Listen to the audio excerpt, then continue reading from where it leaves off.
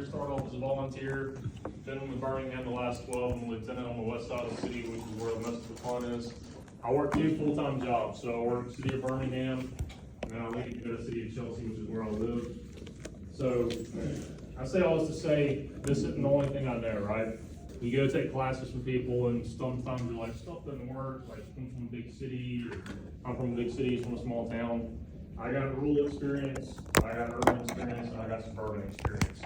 So this is my house in Birmingham, so I can listen to the city, it's beautiful. A little bit about our job, I leave there, and then I go work 24 hours in the city of Chelsea. 15,000 people, we send 10 guys to a house fire instead of 20. I drive a 2-man engine company with our closest help 10 minutes out unless we're heading back towards town. So I know what it's like to be by yourself, I know what it's like to be short-staffed, I know what it's like to show up with everybody else, right? Mentors, the first 3 lines are guys from my job that have directly invested in me. Everybody else are people that I know personally, that I've taken classes from, that I've had conversations with. Some of it may not even be people that I've ever talked to. It's just their impact and their work in the fire service has directly affected me in some way. All right, so all that to say, if you're a young guy on the job and you're like, nobody at my department's into the job or whatever, reach out this week and find somebody, one of these instructors, somebody meeting class. Some of these dudes I've met taking classes. But anybody that's into the job for the right reasons wants to talk about the job and wants to make the job a better place, right? So, that being said, this week is a great, like I was looking at the hands-on classes. Like you got Jimmy Davis from Chicago Fire teaching hands-on standfires. The dude is freaking awesome. Clark Lamping from Clark County, Nevada is with him. Like there are some studs here this week. So if you need to find somebody, I highly suggest finding somebody and making those connections this week. Going to whatever socials there are and meeting folks. This class would not exist without this man. His name is OJ Kaloja. He's the owner of Magee City Truck Academy that me and William teach with. So this class is kind of like a lecture version of our hands-on Dark Side of Ladders class. We normally teach here. We aren't this year. But so much of what I know of ground ladders has come from him.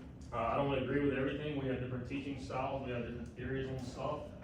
That's one thing that I love about our class when you get me and OJ and William together is we finish the same product, right? But he may do something one way and I may do it another. We each have our reasons. We teach the reasons and then we let the students decide what you like. I know you go take some classes where the instructors will have to be on the same page. That's not us because we realize not everybody's that way, right? We want you to have multiple options to choose from. All right, so I used to tell people I'm the Ben Stein of fire service, right? So for you old guys, you know I'm talking about dry, clear eyes, Ferris Bueller's Day Off. Like that is my personality, and I apologize especially for those of y'all that are sitting in here for the second time today. But I realized all the young kids, it was like 2 years ago I'm sitting here and I had a room full of young kids at maffc, and they all looked at me like, who is Ben Stein? So I decided I needed to pick somebody else. I'm happy to say that I picked Nick Saban. Not because I'm the GOAT, but because this video perfectly sums up my personality. Oh, why? Alright, firefighter rescue survey. Is there anybody here, and it's getting to the point that nobody ever raises their hand anymore. Is anybody here never heard of firefighter rescue survey? Awesome. See all the rescues, look at all the data, help it make your decisions. Where it comes in handy in this class is right here. So, we're at 4,000 plus rescues. They released a data set for the first 40-40. About a year ago, I think. 39% were from the second floor or above. So we're looking at well over 1,500 rescues made from the second floor or above. 30% of that 39 were found on the second floor and had a 72% survival rate, right? But only 39% were brought down by ground ladder. All this to say, we make ground ladder rescues, all right? Think about this too. If 30% were on the second floor, 39 were second floor above, 9% of the 4,000 were on the third floor or above. Think about the operation of getting somebody out of the building from the third floor or above, whether ground ladder or whether bringing them down the stairs, right? It's going to be time consuming, it's going to be physically taxing, but to me, the big stat is that 39% brought out by ground level by ground ladders. We got to think about knowing what we know from Firefighter Rescue Survey, knowing what we know from the UL studies, which if you haven't kept up with those, I highly suggest my next class after lunch, or there's a 8-hour class in the UL study somebody's doing tomorrow that I'm gonna try to sit in a little bit of. We know about isolation, protecting in space, not bringing them back out through where all the nasty crap is, right? So we need to have a good ground ladder game. This is a little bit of what we're gonna talk about. We're gonna start out with basic reviews and stuff, and we're gonna move into all the fancy stuff that's part of the dark side of ladders. So, NFPA 1931. This is gonna be obsolete in the next year or two. You know what it's rolling into?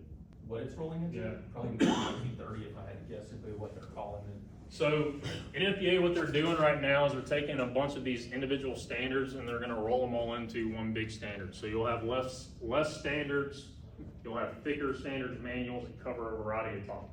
Like all of your training series, like 14 is gonna be NFPA 1400, and that's gonna cover any current 1400 series thing, right? They're doing the same thing with stuff like this.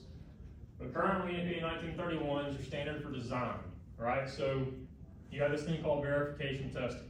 We design a ladder.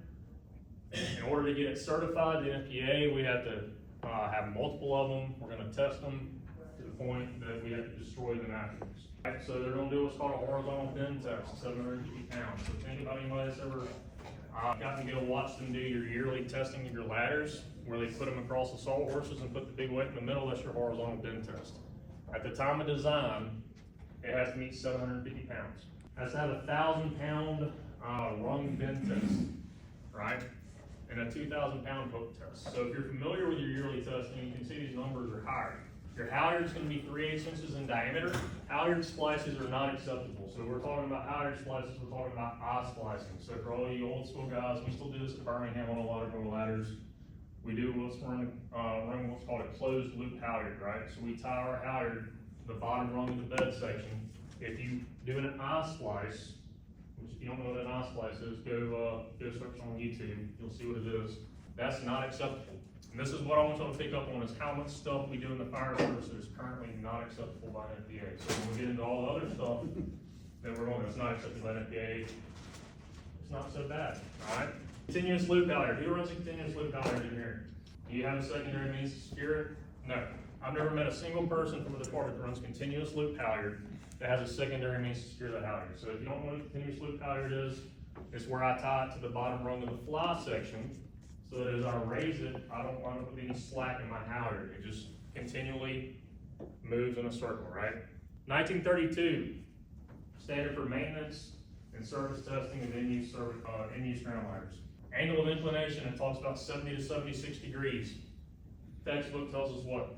75, right? It's right in dead smack right there in that angle of inclination. That's how we're supposed to use them. It tells us it has to be healed by a firefighter or by mechanical means. Who here works at a department where you're allowed to climb ladders without being healed? A lot of places, right? We're breaking NFPA. Who here throws ladders for rescue angles shallower than 70 degrees? Who here does a Halligan tie back when they do it? We're breaking NFPA every day. Who secures the ladder to the top when you climb up and you're the first person? Nobody. And in this one, who here, we all train on moving the ladder from window to window by rolling down the side of the building, right? Violating NFPA. Who here throws fly in? Or doesn't care if you throw fly in? It's got high run lands, right? Violating NFPA. Everybody here, anybody here from somewhere flat? Everybody here from like Georgia? Yeah. We ain't throwing on firm level ground in Birmingham either.